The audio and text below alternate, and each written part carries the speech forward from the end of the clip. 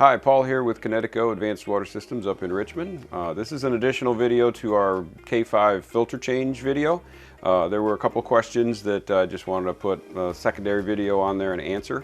A lot of times, if you do have the auxiliary filters, which there are 2 additional ports on the K5 for, this particular setup has one in the very back that has a cartridge in it, and the other one is plugged. It's just not an option at this point for this particular installation. But when you are changing your auxiliary filters, something that I didn't point out carefully enough in the first one is that you're going to want to take the auxiliary filter and use the faucet, use your good clean water after you open it up, and very carefully, just a very small stream of water, which is about all you're going to have if you're in the need of a filter change. Go ahead and just pre-fill this. The concept is you want to get as much of the air out of this as possible. Some of the filters, like the Purefecta, will take a decent amount of water. Some of them have a specialized carbon block in them, and it'll take a little bit of time for the water to saturate into them.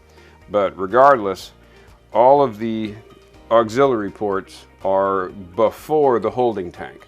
So basically, if there's air in the auxiliaries, it's going to get moved into the holding tank, and then it'll go back through your manifold on its way out. So we want to keep as much air as we possibly can out of the manifold.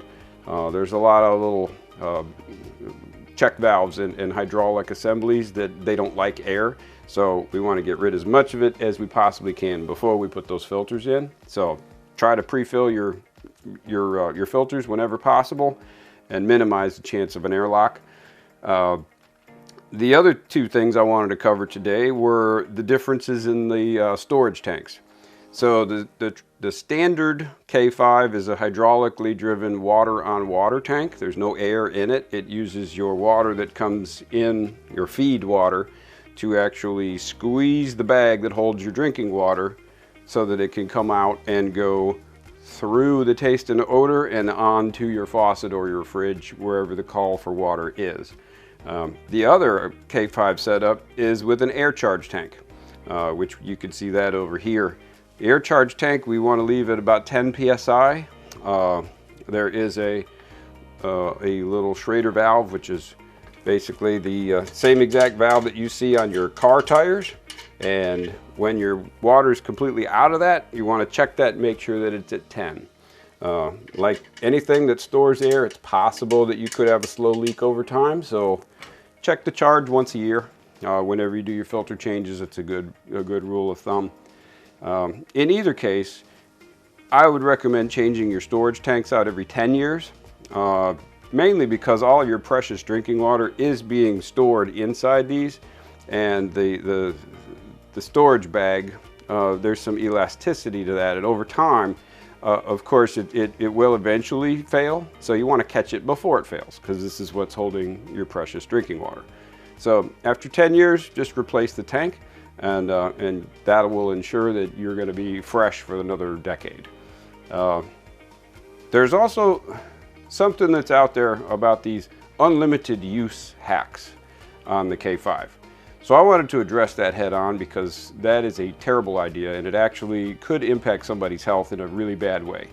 The contaminants that are grabbed by these specialized filters, all of them, are designed to last for 500 gallons. They've been certified for that. Like anything that removes contaminants, it will actually hold and hold and hold until it can't hold anymore, and then at some point it actually starts to release those contaminants back into the water. So you do not want that to happen, because that will cause your drinking water to go ahead and become more polluted than what you were trying to achieve in the first place. So folks out there saying you could run this forever, just put a bicycle stem down in there and override the counting mechanism, that's a terrible idea.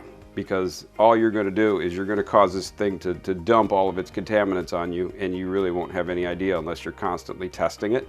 So don't listen to any of those hacks. They have no idea what they're talking about, and they will endanger your health if you follow that kind of advice.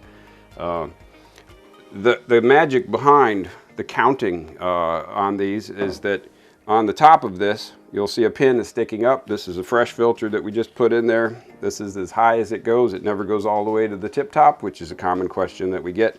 But as it's counting, it will actually rotate. And it's kind of like a special screwdriver that fits into this special receiver in the top of this taste and odor filter. And after it rotates a certain number of revolutions, there's your 500 gallons, and it will drop down in there and slow your flow down to a trickle. So it is designed to be able to tell you visually when this pin drops down to the point where you can't see it anymore once the housing is put on it. And if you don't catch it in time for that, then it should slow down your faucet to the point where it drops to a trickle. So if you see a trickle flow, you definitely need to change your filters. But don't try to use them infinitely. That is not what they are designed to do, and no filter can do that. So that is just terrible advice. Really, that was what we wanted to cover here today, is the head-on attack of the hack, and to add a little bit more clarity on differences in storage tanks and pre-filling to make sure you don't have an airlock. Hope that helps. Thanks.